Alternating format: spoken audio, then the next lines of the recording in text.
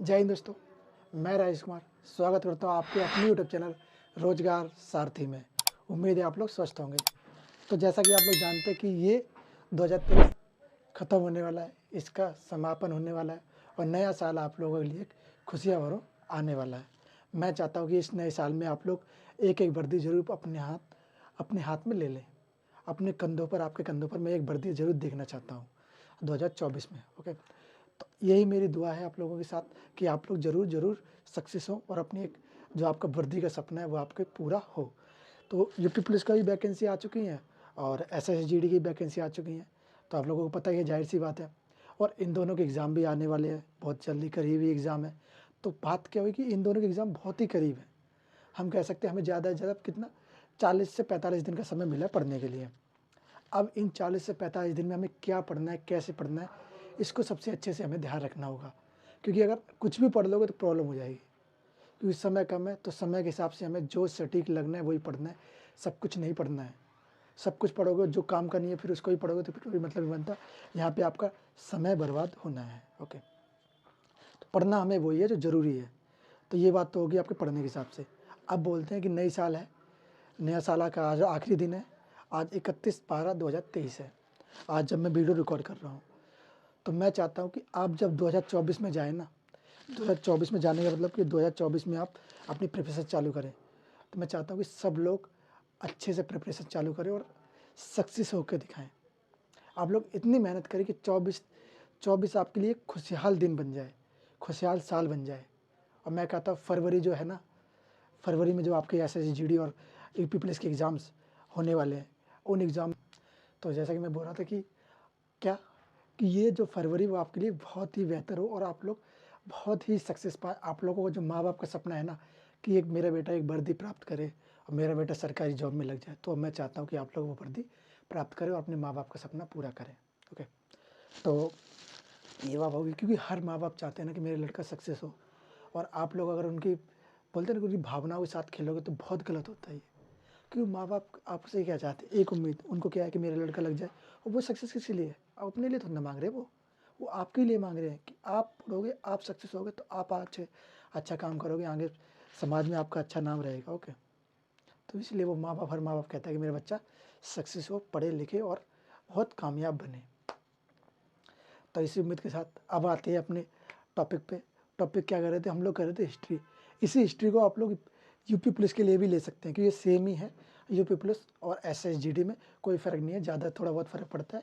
अभी ये आप सेम ही है तो इसको भी आप ले सकते हैं यूपी पुलिस के लिए भी। ओके, अब हम बात करते हैं कि हम लोग इसके करने से पहले एक चीज़ बता दूँ आपको कि 1 जनवरी 2024 से हम लोग क्या करने वाले, प्रैक्टिस सेट चालू करने वाले। किसके? एसएसजीडी प्लस यूपी पुलिस के प्रैक्टिस सेट चालू होने वाले हैं। कब से? 1 जनवरी 2023 से। तो आप लोग ज़रूर तैयार होकर सब लोग आइएगा। 1 जनवरी 2023 को अपने फ़ोनों को रिचार्ज करके रखिएगा और 1 जनवरी 2023 से प्रैक्टिस सेट चालू होने वाले, तो ज़रूर देखिएगा। ओके, क्योंकि प्रैक्टिस सेट से ही सबसे पता चलता है कि हम लोग कितने पानी में हैं, कितनी हमारी तैयारी है। अगर जो पुराने बच्चे वो तो ऑलरेडी तैयार होंगे, अगर उनको कुछ रह गया है, कुछ भूल चुके हैं, तो वो एक बार प्रैक्टिस सेट से रिवाइज हो जाएगा। किसकी? जीएस का प्रैक्टिस है, जीएस प्लस जीके का प्रैक्टिस सेट चालू करेंगे। उसमें ही स्टैटिक जीके और यूपी जीके भी उसमें ही ऐड कर लेंगे हम लोग, क्योंकि अब यूपी जीके का ही पढ़ा रहे हैं, यूपी पुलिस का ही पढ़ाएंगे, तो यूपी जीके ही उसके अंदर ऐड कर लेंगे। ओके, तो ये बात हो गई। अब आते हैं अपने टॉपिक पे। टॉपिक हमारा क्या है? टॉपिक हमारा है हिस्ट्री। हिस्ट्री हम लोग कहाँ तक कर चुके थे? प्राचीन हिस्ट्री हम लोग पढ़ चुके थे। अब हम पढ़ेंगे मध्यकालीन हिस्ट्री। मध्यकालीन हिस्ट्री में हम लोग कहाँ तक आ चुके थे? मध्यकालीन हिस्ट्री में हम लोग गौरी वंश तक पढ़ने वाले थे। तो गौरी वंश में हम लोग पढ़ेंगे कि गौरी वंश में क्या क्या हुआ है। ओके, तो अब जानते हैं मोहम्मद गौरी के बारे में। आ जाइए, आते हैं। टॉपिक हमारा क्या है? टॉपिक हमारा है मोहम्मद गौरी। कौन था मोहम्मद गौरी? क्यों आया था भारत में? किस लिए आया था भारत में? तो जानते इसके बारे में। ये क्या था? गौरी था कौन? गौरी प्रदेश का शासक। गौरी प्रदेश का शासक ये कब बना? गौरी बना 1173 में। कब? गौरी प्रदेश का शासक 1173 ईस्वी में। तो इसके दो शासनकाल जोड़े जाते हैं। एक तो जब जब ये गौरी प्रदेश का शासक बना तब से जोड़ा जाता है कि तब से इसका शासन जोड़ा जाता है। और कुछ इतिहासकार बोलते हैं कि नहीं, ये 1175 से लेके 1206 के बीच का है। तो आप लोगों को जाहिर सी बात है याद दोनों रखने पर जो आयोग मानता है वो कौन सा मानता है, 1175 से लेके 1206, क्योंकि उस समय ये भारत में नहीं आया, वो गौड़े प्रदेश में इसने शासन किया था, ना कि भारत में। ओके, अब आते हैं अपने भारत के ऊपर। इसका उद्देश्य क्या था, इसका उद्देश्य क्या था कि भारत आने का क्या उद्देश्य था, तो इसका उद्देश्य क्या था, धर्म प्राप्ति, मुस्लिम धर्म प्रचार। किसका, मुस्लिम धर्म प्रचार। कौन सा, धर्म प्राप्ति और मुस्लिम धर्म प्रचार। ओके, ये कौन थे, ये अरब लोग थे। ओके, तो इनका काम था मुस्लिम धर्म प्रचार। ओके, और अब बात जानते हैं इसके बारे में, क्या क्या इसने कार्य किए, क्यों क्यों आया भारत में, क्या क्या इसके कार्य रहे। ओके, जानते हैं। भारत पर पहला आक्रमण, इसने जब भारत पर पहला आक्रमण किया, कब किया था भारत पर पहला आक्रमण, तो इसको जब भारत पर पहला आक्रमण किया ना, तब से ही इसका हम जानते हैं कि ये भारत में प्रवेश कर गया था, और इसका आने का काल हम तब से जोड़ते हैं। तो कब से, 1175 ईस्वी में, जैसा कि आप ये देख रहे हैं 1175 ईस्वी में इसने क्या किया, भारत पर अपना पहला आक्रमण किया है। भारत पर क्या पहला आक्रमण किया है, कब, 1175 ईस्वी में। ओके, फिर आगे बढ़े, फिर आगे आया, तो इसने क्या किया, इसने कहाँ पे किया था 1175 में, ये गया था मुल्तान पर। मुल्तान पर क्या, मुल्तान पर एक जाति होती थी जिसका नाम था करमाथी जाति। कौन सी, करमाथी।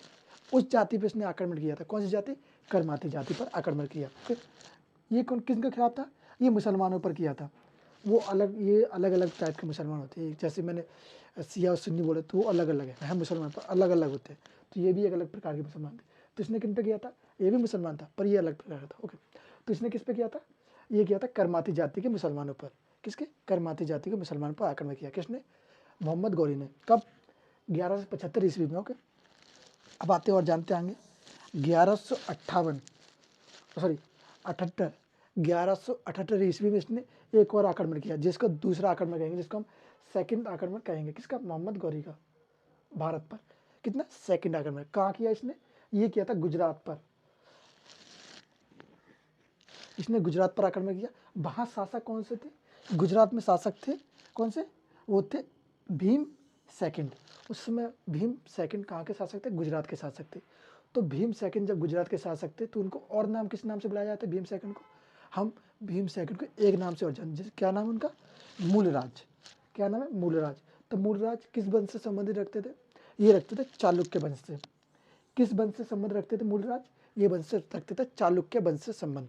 कौन, कौन, मूलराज, जिसको हम भीम सेकंड भी कहते हैं। ओके, और क्या था इसमें, इसमें मोहम्मद, जब इन दोनों के बीच में ये युद्ध हुआ, किस किस के बीच में, मोहम्मद गौरी प्लस भीम सेकंड के बीच। भीम सेकंड के बीच जब ये युद्ध हुआ, तो इन लोगों के बीच युद्ध हुआ, तो इसमें कौन हारा, कौन जीता, तो इसमें हारा कौन है, इसमें हार गया मोहम्मद गौरी। कौन, इसमें मोहम्मद गौरी हार गया, और कौन जीत गया, इसमें मूलराज जीत गए, या भीम सेकंड जीत गए इस युद्ध में। कब हुआ ये, 1178 एडी में। ठीक है, तो ये कौन, इसमें कौन जीत गया, मूलराज जीत गया। ओके, और गौरी हार गया, इसमें गौरी की पराजित हुई। ओके, गौरी पराजित हुआ। फिर आते बात करते हैं तराइन का फर्स्ट युद्ध। बहुत से लोग जानते हैं कि तराइन का युद्ध हुआ, पर किसी को डेट याद नहीं रहती है। कभी से किसी को, किसी ने आपसे पूछा होगा कि तराइन का युद्ध कब हुआ, तराइन का सेकंड युद्ध कब हुआ, तराइन का थर्ड युद्ध कब हुआ, तो बहुत से आप लोगों से पूछे गए होंगे। जैसे तराइन का फर्स्ट युद्ध 1191 में, तराइन का सेकंड युद्ध 1192 में, तराइन का थर्ड युद्ध 1215 में। ओके, तो ऐसे ऐसे युद्ध होते गए। अब ये किन किन के बीच में हुआ वो भी जान लेते हैं एक बार। ओके, तराइन का प्रथम युद्ध 1191 ईस्वी में हुआ। इस समय किस किस के बीच में हुआ, ये मोहम्मद गौरी और एक शासक थे चौहान वंश के शासक। कौन, कौन, कौन, चौहान वंश के शासक थे कौन, पृथ्वीराज चौहान। कौन थे, पृथ्वीराज चौहान। इनके बीच में युद्ध हुआ, किसके पास, गौरी के बीच और पृथ्वीराज चौहान के बीच में युद्ध हुआ, गौरी के बीच और पृथ्वीराज चौहान के बीच। ओके, तो गौरी वर्सेस चौहान, इसमें गौरी वर्सेस चौहान के बीच में युद्ध हुआ। इस युद्ध में कौन जीत गया, इस युद्ध में जीते कौन, चौहान, पृथ्वीराज चौहान। और कौन हार गया, मोहम्मद गौरी इस युद्ध में हार गया। तराइन का प्रथम युद्ध, तराइन का प्रथम युद्ध जब हुआ तो ये हार गया गौरी। गौरी जब हारा तो गौरी को पृथ्वीराज चौहान ने पकड़ के उसके गर्दन पे तलवार रख दी, भाई बता अब तेरी गर्दन उड़ाऊं कि छोड़ दूं। तो गौरी ने कहा कि इस बार माफ़ कर दो, अगली बार से मैं ऐसी हरकत कभी नहीं करूँगा, आपके ऊपर युद्ध नहीं करूँगा। पर पृथ्वीराज चौहान ने चलो दया करके इसको छोड़ दिया, किसको, गौरी को दया करके छोड़ दिया। फिर ये गौरी एक बार फिर आएगा, कब आएगा, एक साल बाद, एक साल बाद फिर आएगा, फिर ये भारत पर आक्रमण करेगा, किसके, चौहान वंश के शासक पृथ्वीराज चौहान और उसके बीच में युद्ध होगा। कब? ये युद्ध होगा 1192 ईस्वी में। ओके, इसको हम आगे जानेंगे इसके बारे में। ये छोटी सी इसके बारे में डिटेल थी, तो कैसे कैसे ये युद्ध हुआ। तो जान लेते कि चौहान वंश का शासन कहाँ कहाँ तक था। चौहान वंश का शासन कहाँ कहाँ किस किस एरिया में था। ओके, तो अब जानते हैं चौहान वंश का शासन किस किस एरिया में था। जैसे ये है दिल्ली, ये भारत का नक्शा आप लोग देख, परफेक्ट नहीं है पर एग्जैक्टली बनाने की कोशिश करिए, नहीं बन पाए। ओके, ये था दिल्ली एक अंजादन तौर पे, यहाँ पे दिल्ली था। यहाँ पे दिल्ली पे किसका शासन था उस समय? चौहान वंश के शासक, चौहान वंशों का शासन था। दिल्ली, अजमेर और एक जगह और थी, इस पर शासन इन लोगों का था। 3 जगह पे इन लोगों का शासन थी। ये अजमेर वाला एरिया, राजस्थान वाला एरिया और दिल्ली वाला एरिया। बोल सकते कि यहाँ से यहाँ तक इस पर किसका? चौहान वंश का शासन था। ओके, तो चौहान वंश का शासन, दिल्ली पे जिसका शासन था उस समय बहुत ज़्यादा शक्तिशाली होता था। वहाँ पे किसका था? जब बोल सकते हैं कि प्राचीन इतिहास पढ़ रहे थे, उसमें किसका शासन था? उसमें कन्नौज पे जिस पे जो शासन करता था वो ज़्यादा शक्तिशाली होता था। यहाँ पे कौन? यहाँ पे दिल्ली पे जो शासन करता है वो ज़्यादा शक्तिशाली होता था, क्योंकि दिल्ली उस समय आर्थिक राजधानी थी। ओके, और मजबूत तरीके से भी थी और सारे प्रकार सारी चीज़ें अवेलेबल थी वहाँ पे इस समय। तो ओके, तो ये बात उस समय की थी। अब हम और जानेंगे कि ट्रेन का सेकंड और थर्ड युद्ध के बाद। अब जानते हैं इससे आगे कि इसमें क्या क्या बातें हुई और पृथ्वीराज चौहान और गौरी के बीच में कौन कौन से युद्ध हुए। और इनकी एक स्टोरी है जो पृथ्वीराज चौहान और सहयोगिता की, वो भी मैं आपको सुनाता हूँ। क्या स्टोरी है, पहले जानते हैं एक चीज़ आज उसके बारे में। गढ़वाल के एक राजा थे, राजा जयचंद्र। इनकी एक पुत्री थी, इसका नाम क्या था? सहयोगिता। इनकी एक पुत्री थी, इसका नाम था सहयोगिता। सहयोगिता और पृथ्वीराज चौहान ये एक दूसरे से दोनों से प्यार करते थे। कौन? सहयोगिता और पृथ्वीराज चौहान एक दूसरे से दोनों प्यार करते थे। पर राजा जयचंद्र इन दोनों के खिलाफ था कि राजा जयचंद्र चाहता नहीं, मैं इन दोनों को एक दूसरे से शादी नहीं करने दूंगा। इसमें क्रोध हुआ, दोनों में विवाद हुए। उसने कहा ऐसे कैसे नहीं करने देगा तू, ऐसे कैसे ना ले जाने देगा सहयोगिता के मुझे। तो इसने क्या किया कि राजा जयचंद्र ने इसे रोका। एक बार सहयोगिता का स्वयंवर कराया कि देख, मैं सहयोगिता का स्वयंवर करवा रहा हूं, तू आके देखा, जो बता। तो सबको न्योता भेजा इसने, सबको बुलाया, पर किसको नहीं बुलाया? किसको नहीं बुलाया? किसको? पृथ्वीराज चौहान जी को इसमें नहीं बुलाया। पृथ्वीराज चौहान को जब इसने नहीं बुलाया इसमें, तो पृथ्वीराज चौहान बड़े खड़े होते, तो साला मैं प्रेम करता हूँ इससे और मुझे ही उसने नहीं बुलाया और उसके से ऐसे कैसे उसका स्वयंवर कर देगा ये। तो इसके क्रोध में आके पृथ्वीराज चौहान क्या किए, क्या किया इन्होंने? सहयोगिता को इसके घर पे जाके उठा के भाग गए। आगे सहयोगिता को लेके आगे, प्रेम था दोनों में अच्छा, तो सहयोगिता भी साथ में आने के लिए तैयार हो गई। तो ये दोनों लोग सहयोगिता वर्सेस पृथ्वीराज चौहान आगे, दोनों यहाँ पे आ गए। पर जब मैंने बताया था कि पहला युद्ध कैसे हुआ था, पहला युद्ध ट्रेन का, वो 1191 में हुआ। 1191 में वो युद्ध हुआ, उसमें गौरी छोड़ दिया गया था। पर गौरी के मन में फिर भी मलाल रह गया कि मैं यार इसको क्यों नहीं मार पाया, मैं पृथ्वीराज के चौहान को क्यों नहीं हरा पाया। तो इस चक्कर में वो एक बार फिर आया। फिर इसने इस बार क्या किया, इस बार सेना मजबूत करी।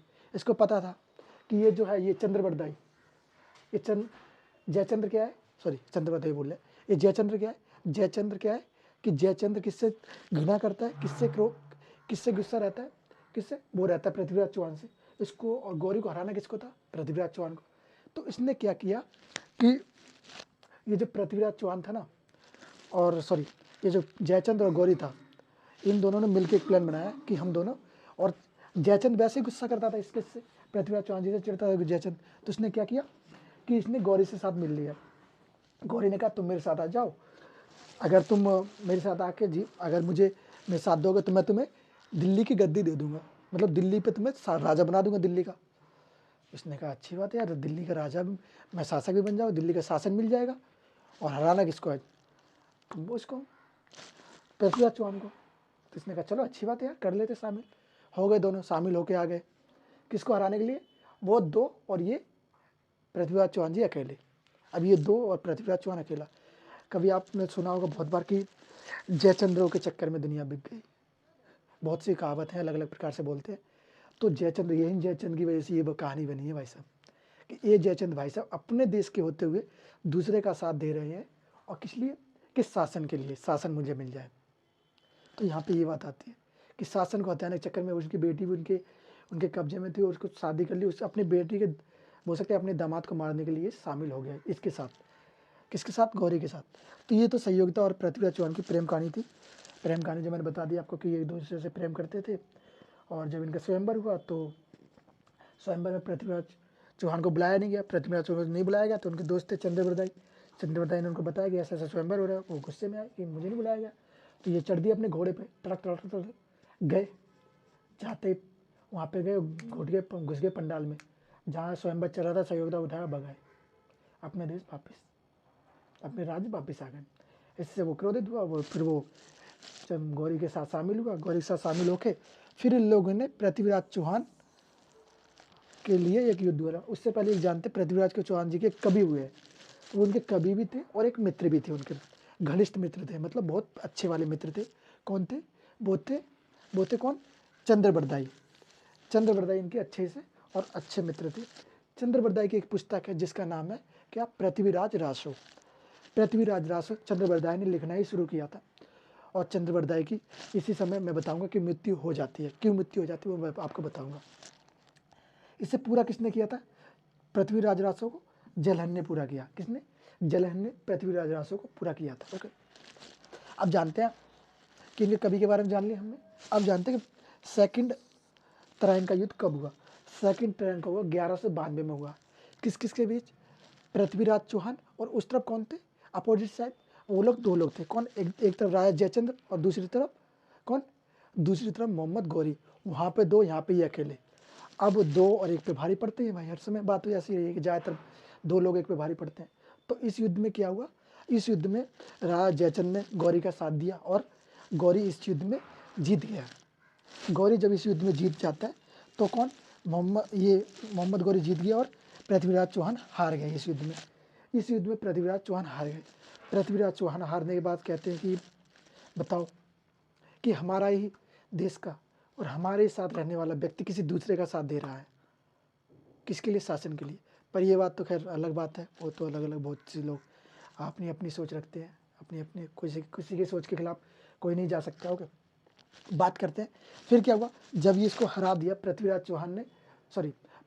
चौहान को गौरी ने और किसने? जयचंद ने हराने के बाद पृथ्वीराज चौहान को क्या किया? इनको पकड़ लिया गया। इनको पकड़ने के बाद क्या किया गया? इनको पकड़ने के बाद बहुत मारा पीटा, बहुत बुरी तरीके से यातना करी इनके साथ। इनके एक मित्र थे जो मैंने आपको बताया था कि इनके कवि भी थे और मित्र भी थे। कौन थे? वो थे कौन से? चंद्रबरदाई इनके मित्र थे। इनको पकड़ के इनको ले जाया गया। किसको? पृथ्वीराज चौहान को। पृथ्वीराज चौहान को 20 उसमें होता है ना कि एक सभा बैठती है और बीच में बड़ा ग्राउंड सा होता है। उस ग्राउंड में ले जाया गया, इनको खड़ा किया गया और इनको बोला गया गरम जो सलिए थे, गरम सलिए करके इनकी आंखों को फोड़ दिया गया। इतनी यातना दी गई, इनकी आंखों को फोड़ दिया गया गरम सलिए। सोचो अगर आपकी आंख में भी जाता है, अगर छोटा सा अगर कचरा भी चला है कितना दर्द होता है। और उनकी आंख में गौरी ने क्या किया? गरम सलिए घुसेड़ दिए आंख में, आंख फोड़ दी इनकी। फिर उससे इसका मन नहीं भरा। फिर क्या किया इसने?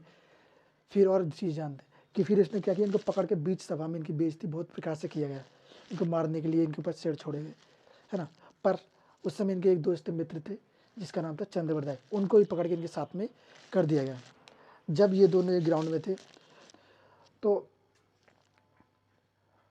ये बात हो गई। उसने ऐसा कोशिश की पर उनका निशाना फेल हो गया, नहीं लग पाया। बात करते हैं किसके बारे में? तराइन का सेकंड युद्ध हो गया। किसके किसके बीच हुआ? पृथ्वीराज चौहान और गौरी के बीच। अब बात आती है कि गौरी का जब पृथ्वीराज चौहान चैप्टर खत्म हो गया उसको वहाँ पे पकड़ लिया गया। ओके, अब बात करते हैं किसकी? गौरी और जयचंद्र की। गौरी ने कहा था जयचंद्र से कि तुम अगर मुझे मेरा साथ दोगे इस युद्ध में तो मैं तुम्हें दिल्ली का शासक बना दूंगा, शासन दे दूंगा। पर गौरी ने ऐसा कुछ नहीं किया। उसको कुछ शासन नहीं दिया। फिर इन दोनों के बीच में इस चीज़ को लेकर युद्ध हुआ। और इस युद्ध में क्या हुआ? इन दोनों के बीच में युद्ध हुआ चांदबा का युद्ध। कौन सा युद्ध हुआ? चांदबा का युद्ध। कब हुआ ये युद्ध? कब हुआ?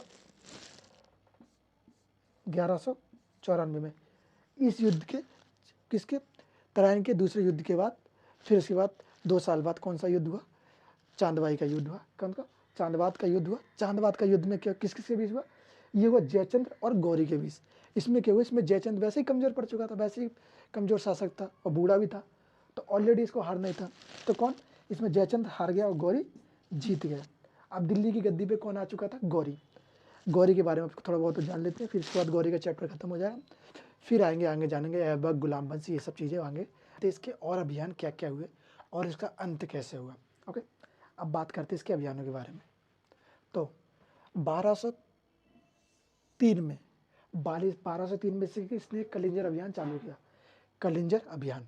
पर ये कलिंजर अभियान में खुद ना जाके, इसका एक गुलाम था जिसका नाम था ऐबक, कुतुबुद्दीन ऐबक। आगे जाके ये गुलाम वंश का शासक बनेगा, संस्थापक भी इसको हम कहेंगे। तो इसने क्या किया, कुतुबुद्दीन ऐबक ने क्या किया, इसने एक अभियान चालू किया। कौन सा, किसके खिलाफ, ये चंदेल शासक थे। कौन, चंदेल शासक। इन लोगों के खिलाफ एक अभियान चालू किया। कौन सा, कलिंजर अभियान। चंदेल शासक कौन था उस समय, परामिंद, परामिंद देव। परामिंद देव को उसने हरा दिया। किसने, ऐबक ने परामिंद देव को हरा दिया। यहाँ पे भी अपना शासन कर लिया। कहाँ पर, कहाँ पर, कहाँ पर, कालिंजर में। तो ये कालिंजर अभियान था, किसने किया था, ऐबक ने। अब बात आते हैं 1205 पे। 1205 में किस क्या हुआ, 1205 में इसका अंतिम अभियान था। किसका, गौरी का अंतिम अभियान, मोहम्मद गौरी का 1205 का अंतिम अभियान कौन सा था, खोकर जाति पे। इसने 1205 में खोकर जाति पे अंतिम अभियान किया। पर इससे खोकर जाति बड़े ही क्रोधित हुई। इसने खोकर जाति को बड़ी ही बुरी तरीके से मारा पीटा, आक्रमण किया। इससे क्या हुआ, खोकर जाति क्रोधित हुई।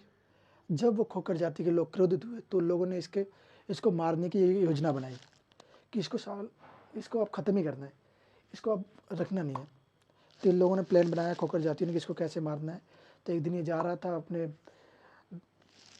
बोल सकते सेना के साथ जंगल में एंजॉय करने, शिकार करने जा रहा भाई साहब, आराम आराम से घोड़े से जाते जाते बीच जंगल में पहुंचा। वहाँ पे क्या, ये खोकर जनजाति वाले लोग अंदर रहते थे, जंगलों के अंदर ज़्यादातर। तो इसने क्या किया, खोकर जाति के लोगों ने, कि इसको पकड़ लिया। इसको पकड़ के इसके पेट में दिया चाकू भोंक कर इसको कर दिया अंतिम संस्कार, खत्म, स्वर्गलोक पहुँचा दिया, खत्म कर दिया। किसको, मोहम्मद गौरी को। किसने मारा, खोकर जनजाति के लोगों ने। क्यों मारा, क्योंकि इसने उनके खिलाफ अभियान किया था और इसने उन लोगों को बहुत यातनाएं और मारपीट करी थी इन लोगों के साथ। इन लोगों ने इससे अपना बदला लिया। कब लिया ये बदला लिया 1206 में। कब इसने ये बदला लिया, 1206 में। यहाँ से क्या हुआ, यहाँ से गौरी हो गया समाप्त। अब बात आती है, गौरी के 4 गुलाम थे। गौरी ने इन 4 गुलामों को खरीदा। एक गुलाम गौरी का कौन सा था, जो सबसे महत्वपूर्ण रहेगा आगे जाके भी, वो था ऐबक। ऐबक को ज़्यादा महत्व नहीं दी जाए, उसके जो कार्य हैं, उसने जो निर्माण करवाए वो थोड़े महत्व हैं, क्योंकि उसकी चीज़ें अभी तक चल रही हैं। जैसे कुतुब मीनार हो गया, 2.5 दिन का झोपड़ा हो गया, ये सारी चीज़ें अभी भी हैं, और मस्जिद वगैरह भी है ना। तो ये चीज़ें इसने बनवाई हैं। अब हम जानते हैं इसके 4 गुलाम कौन कौन से थे। तो बात आती है, पहला गुलाम कौन सा था, अल्दोज। अल्दोज कौन था, अल्दोज था ऐबक का ससुर। कौन था, ऐबक का ससुरा। कौन था अल्दोज, अल्दोज था ऐबक का ससुरा। ओके, उसके बाद आया कुबाचा। कुबाचा कौन, दूसरा। कुबाचा कौन था, कुबाचा था ऐबक का जीजा। कौन था, ऐबक का जीजा। ओके, कुबाचा कौन था, ऐबक का जीजा था। ये भी इसका ही गुलाम था, किसका, गौरी के गुलाम थे ये सारे ही। ओके, फिर बात आती है ऐबक। ऐबक कौन था, ऐबक था लाहौर। ऐबक ने क्या किया, ऐबक तो गुलाम था ही, तो ऐबक के हिस्से में कौन कौन सा एरिया पड़ गया इसके मरने के बाद, गौरी के। तो इन लोगों को कुछ हिस्से भी दिए गए, जैसे ऐबक को कौन सा हिस्सा दिया गया, गौरी को कौन सा हिस्सा दिया गया, और इसके जीजा को कौन सा हिस्सा दिया गया। तो ये कौन कौन सा हिस्सा दिया गया था इन लोगों को। तो इसके जो ससुर था, इसको कौन सा हिस्सा दिया गया, इसको ससुर को जो हिस्सा दिया गया था वो कौन सा था, इसको बोला तू गाजी वाला जो हिस्सा उस पर शासन कर। किसको, ऐबक के ससुर अल्दोज को। इससे बोला तू भाई इस पे जाके शासन कर, किसने, गौरी ने। और ऐबक को क्या, ऐबक का जो जीजा था उसको क्या मिला, कौन सा हिस्सा मिला शासन करने के लिए। तो ऐबक का जो जीजा था उसको क्या दिया गया, उसको दिया गया सिंध प्रांत। कौन सा हिस्सा, सिंध पे बोला भाई तू सिंध पे हिस्सा कर। किस पे, सिंध पे हिस्सा दिया गया इसको। अब बात आई ऐबक, लाहौर और दिल्ली। ऐबक को क्या दिया गया, ऐबक को दिया गया लाहौर और दिल्ली। ऐबक पर शासन, ऐबक का किस किस पे शासन था, लाहौर और दिल्ली पे, क्योंकि लाहौर और दिल्ली उस समय बड़े ही फेमस और बड़े ही अच्छे सारे एरिया पे कब्जा करने वाले एक केंद्र राज्य थे। ओके, यह शासक करने वाले राज्य थे। ओके, और चौथा गुलाम इसका कौन था, चौथा गुलाम था खिलजी। खिलजी की बड़ी क्रूरता है देखनी। खिलजी वही व्यक्ति है जिसने नालंदा विश्वविद्यालय में आग लगा दी थी। खिलजी ही वो व्यक्ति है जिसने भारत की एक बोल सकते हैं महायान, ऑक्सफोर्ड ऑफ महायान जिसको कहते हैं नालंदा विश्वविद्यालय को, इसमें इतना ज्ञान था। अगर वो अभी होता ना तो भारत, आप सोच भी नहीं सकते उस स्थिति पे होता, उस मुकाम पर होता जो आप अभी सोच भी नहीं सकते। जहाँ दुनिया के सारे देश अभी पहुँच रहे हैं, भारत इससे पहले पहुँच चुका होता उन स्थिति पर। क्यों? क्योंकि भारत जो नालंदा विश्वविद्यालय था उसमें इतनी ही ज्ञान था, उसमें कम से कम बोली जाती है कि 5 लाख से ऊपर किताबें थी, जो इन किताबों को जलने में कम से कम 6 महीने का समय लगा था जब इसने आगे लगा दी थी नालंदा विश्वविद्यालय में। सोचो इसमें कितनी किताबें रही होंगी और कितना ही क्रूर शासक रहा जिसने ऐसे एक हमारे इन लोगों का क्या था ना, ये लोग सोचते थे इनके पास इतना ज्ञान है कहाँ से, इन ज्ञान के, इन लोगों ने कहा कि इन ज्ञान आता कहाँ से, ये ज्ञान की खोज कहाँ से करते ये लोग। तो इन लोगों ने हमारे जो ज्ञान की चीज़ थी उनको ही जला दिया। जो हमारी पांडुलिपियाँ थी, वहाँ पे किताबें लिखी हुई थी, जो हमारे वेद थे, वो सारी चीज़ इसमें जल के समाप्त हो गई। किसमें? नालंदा विश्वविद्यालय में। ये इन लोग इस किसने किया? गौरी ने किया। ये करने का कारण क्या था? क्यों किया इसने ऐसा? क्यों ऐसा? इसको कैसे पता चल गया कि इसमें ही इतनी जानकारी है, इस विद्यालय में इतना चीज़ें रखी हैं? तो पहले जानते इसके बारे में। ये क्या था? ये खिलजी था। कौन सा? खिलजी। तो खिलजी क्या था? खिलजी ने क्या किस किस पे शासन किया? कौन कौन से एरिया दिए गए? इसको दिया गया बंगाल और बिहार। किसको? बंगाल और बिहार। तो यहाँ पे एक नालंदा विश्वविद्यालय था। आपको जाहिर सी बात है, आपको पता होगा कि बिहार में नालंदा विश्वविद्यालय। कहाँ पे? बिहार में। तो बिहार में नालंदा विश्वविद्यालय। तो बिहार के, बिहार राष्ट्र में नालंदा विश्वविद्यालय। बिहार में ही एक शासक थे जिसका नाम था, किसका नाम था? जिसका नाम था क्या? लक्ष्मण सेन। उस समय बिहार के शासक थे लक्ष्मण सेन। लक्ष्मण सेन उस समय बिहार के शासक थे। और नालंदा को हम क्या कहते हैं? Oxford of Mahayana. ओके। तो एक दिन बात क्या हुई कि इसने यहाँ पे युद्ध किया और इसको जीत लिया, यहाँ पे इसको जीत लिया। अब बात क्या हुई? ये पड़ गया एक दिन बीमार। ये अपने कबीले में होगा तो ये पड़ गया बीमार। इसको पता नहीं क्या बुखार खांसी जो भी हुआ वो बीमार पड़ गया। सब इलाज करवा लिए, सारे लोगों से दिखाए, नहीं हुआ। अब इसने एक चीज़ बोल रखी थी कि मुझे इलाज करेगा कोई भी, पर मुझे छुएगा नहीं, बिना छुए बिना दवाई दिए इलाज कर दे कोई। तो ये बात है कि बिना छुए बिना दवाई दिए इलाज कैसे हो सकता है? सब लोग सोच में पड़ गए, सारे लोगों ने कहा ऐसा कैसे हो सकता है। पर वहाँ से इनका कोई एक गुप्तचर था जिसने पता लगाया कि एक विद्यालय है नालंदा विश्वविद्यालय, उसमें एक आयुर्वेदिक विभाग के प्रोफेसर हैं जिसका नाम है राहुल श्रीभद्र। कौन है? राहुल श्रीभद्र। उनका नाम था राहुल श्रीभद्र। वो क्या थे? वो आयुर्वेद विभाग के प्रोफेसर थे। ओके, अध्यक्ष भी बोल सकते हैं उनको। तो राहुल श्रीभद्र थे। तो उसने बोला चलो उनको बुलाओ। ऐसा उसने बताया कि महाराज कि ऐसे ऐसे एक नालंदा विश्वविद्यालय हो, वहाँ पे एक प्रोफेसर है जिनका नाम है राहुल श्रीभद्र। वो क्या करते हैं कि वो आपको इलाज कर देंगे, आपका इलाज। उन्होंने कहा चलो बुलाओ उसको। कौन है भाई? बुलाया, उनको बुलाया गया राहुल श्रीभद्र जी को। वो आए तो उसने वही कंडीशन रख दी कि मुझे छुएगे नहीं और बिना दवाई खाए मुझे मेरा इलाज करना है, मुझे दवाई कोई नहीं खिलानी है, मुझे छुए बिना मुझे कोई दवाई नहीं खिलानी, मेरा इलाज करो। उसने कहा ओके कर देंगे। तो उसने कहा मैं कल आता हूँ आपके पास। उसने कहा आ जाओ कल आके कर दो मेरा इलाज। तो श्रीभद्र जी गए अपने घर पे और उन्होंने एक कुरान ली, क्योंकि जाहिर सी बात है मुसलमान था तो कुरान तो पढ़ेगा ही। तो उन्होंने कुरान ली और कुरान के पन्नों पर क्या, जो दवाई का जो लेप होता है, लेप बना के उन पन्नों पर लगा दिया। अब वो कुरान ले गया किसके पास? खिलजी के पास। कौन? श्रीभद्र, राहुल श्रीभद्र जी ले गए कि महाराज आप इसको पढ़ो। इसने कहा इसमें ऐसा क्या है जो मैं ठीक हो जाऊँगा? इसको पढ़ने से मैं कैसे ठीक हो जाऊँगा? आज ही पागल वाली बात करते हो। उसने कहा महाराज एक बार पढ़ तो लो आप, जब तक इसको आप पढ़ लो, इसको पूरा पढ़ के ख़त्म कर दो, बस आप ठीक हो जाओगे। उसने कहा ऐसे कैसे पागल वाली बात कर रही है कि ऐसे कैसे ठीक हो जाऊँगा भाई, कुरान पढ़ने के बाद मैं ठीक कैसे हो जाऊँगा? उसने कहा महाराज पढ़ो तो सही। चल भाई पढ़ लेता हूँ। जब इसने खिलजी ने इसको पढ़ना शुरू किया, इसके कुछ बहुत सकते 15 से 20 पन्ने पढ़े। 15 से 20 पन्ने के बाद खिलजी को पूरी तरीके से आराम मिल गया। जिस बीमारी से ये ग्रस्त था पूरी तरीके से स्वस्थ हो गया।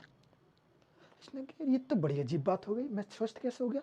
मैंने कुछ दवाई नहीं खाई, मेरे को किसी ने छुआ नहीं, मैं दूर से ही कैसे स्वस्थ हो गया? और उसने वो किताब दी, मैं किताब पढ़ के कैसे स्वस्थ हो गया?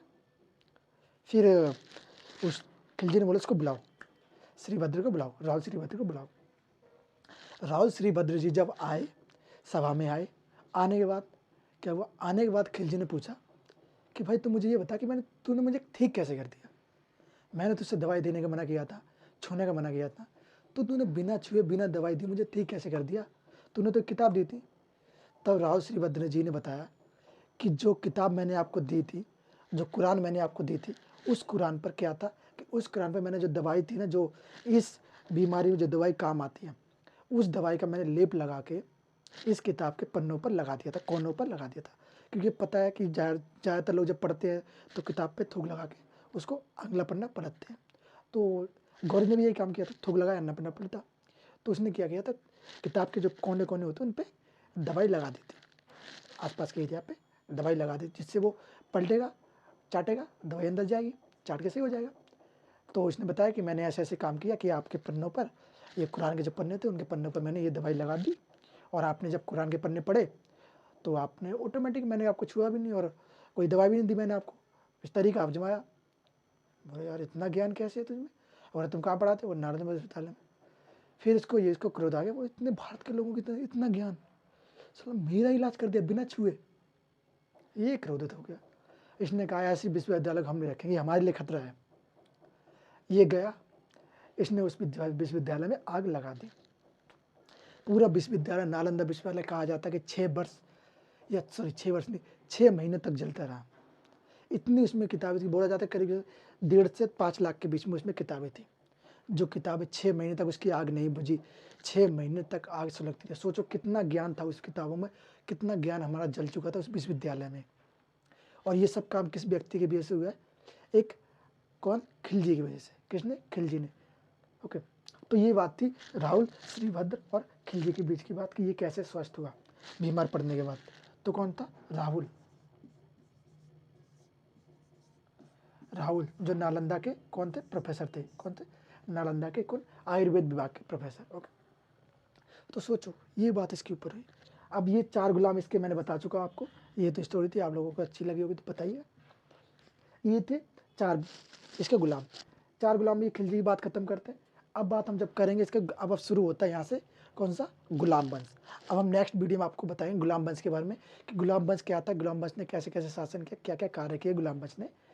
ओके, ये हम बात करेंगे गुलाम वंश के बारे में। तो गुलाम वंश में हम बात करेंगे किसकी, पहले बात करेंगे ऐबक की। तो ऐबक ही गुलाम वंश का संस्थापक बनेगा। इसका शासनकाल ज़्यादा से ज़्यादा नहीं चलेगा, ज़्यादा से ज़्यादा 3-4 साल चलेगा, उसके बाद इसका शासनकाल खत्म हो जाएगा। ओके, ये 6 से 1206 में आएगा गद्दी पर, कौन, ऐबक आएगा, और 1210 में इसकी मृत्यु हो जाएगी। क्या, चौगान खेलते वक्त घोड़े से गिर के इसकी मृत्यु हो जाएगी। ओके, ये हम इसके बारे में जब जानेंगे, जब इसको पढ़ेंगे। ओके, तो ये सारी चीज़ें अगर आपको अच्छी लगी हैं और वीडियो आपको समझ में आई है, चीज़ें समझ में आई हैं, तो लाइक कीजिए, शेयर कीजिए, और अपने दोस्तों के पास ज़्यादा से ज़्यादा भेजें, शेयर करें, जिससे वो भी इस चैनल को पढ़ सके, इस चैनल पे आके वीडियो देख सके, उनको उनकी पढ़ाई में आपका योगदान रह सके। ओके, तो मिलते हैं इसी उम्मीद के साथ, और खुश रहिए, मुस्कुराते रहिए। मिलते हैं नेक्स्ट वीडियो में। जय हिंद, जय भारत।